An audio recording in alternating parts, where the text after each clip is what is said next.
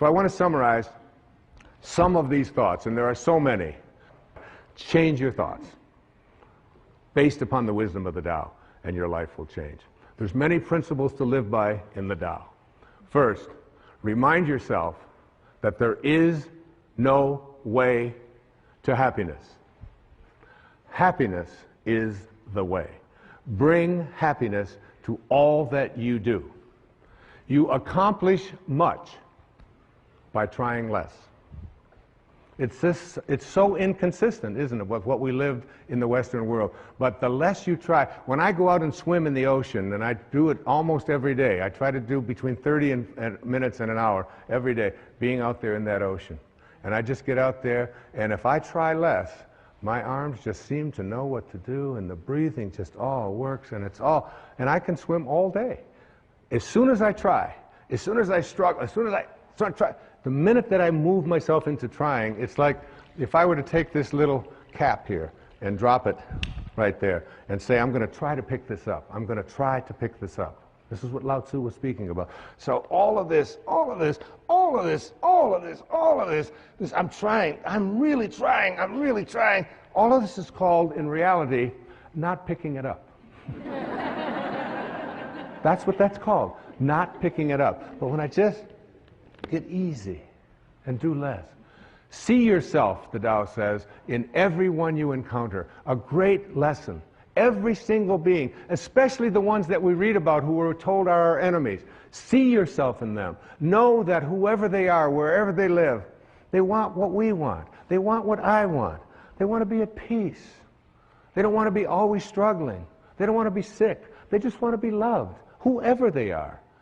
I know the skepticism of that. It's like, yes, but, all of the yes, buts. But if they got it too, see, Lao Tzu wasn't speaking to, well, some are going to get this and some probably won't. He was speaking to all of us. Trust in others, the Tao says, to know what's best for themselves. Trust in that. Trust in the pliability, the flexibility of your babies. God, those little babies, they're so great when they're like, 2 weeks old. You can take their foot, put it behind their neck, stick it around here like this, put it in their mouth. They're so flexible. I mean, you can do anything. You pick them up, you turn them upside down. You watch them when they're starting to learn to walk. And they run, crash, they go down into the walls and all of this. And you think, oh my God, this kid will never walk again. Up they go, and they don't. Trust in their flexibility. Live without attachment and be generous. Be strong by bending. By bending. We need to learn this in our lives. We need to learn this in the world. It's not so important to be right. It's so much more important when you have a choice to be right or to be kind. Always pick kind. Always pick kind. Practice radical humility. Live low. Live low like the ocean. Stay low. And all the streams will come to it. That's why it's so powerful, because it doesn't lord anything over anyone. And rather than looking for miracles, see everything as miraculous. Everything in your life. There was a man who had a Tao experience, what I call a quantum moment. His name was John Newton. He lived back in the beginning of the 18th century. And he was crossing the ocean. He was a slave trader.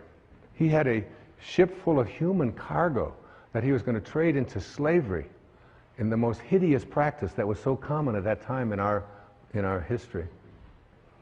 And in the middle of a storm, on his way over there with all of these people, he was 22 years old or 23 years old. And he thought he was going to die, and he thought it was like he must have hit a hurricane or something out there that was before satellites could warn people. And while he thought he was in that state of dying, he took out a pencil and a paper, and he wrote on the back of an envelope, he wrote, "I once was lost, and now I'm found." And it was grace. It was grace that taught my heart to feel. It was grace that brought me home. And when the storm was over, he had a moment. He reconnected to his source.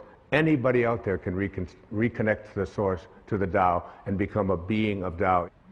Remember, it's a return trip. And you can make that return trip while you're alive. Remember the parrot. He knows much more than we did. And he returned back to Africa and he released the slaves, it is said. And for the next 55 years of his life,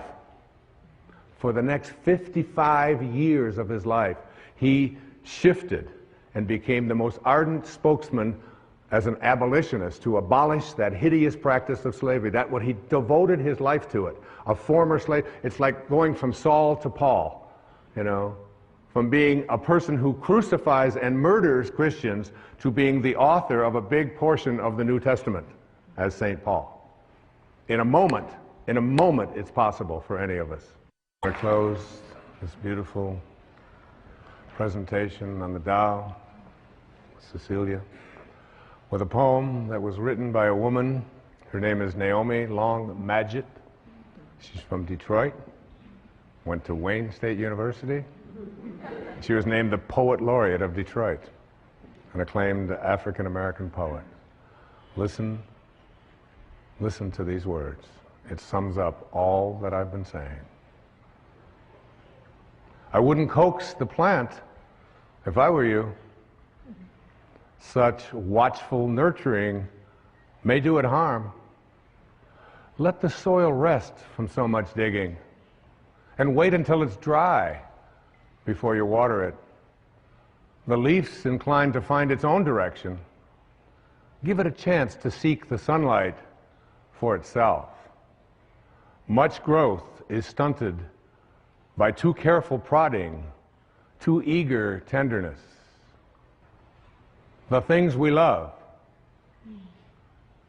we have to learn to leave alone. Thank you. Thank you. Thank you. Thank you. Thank you.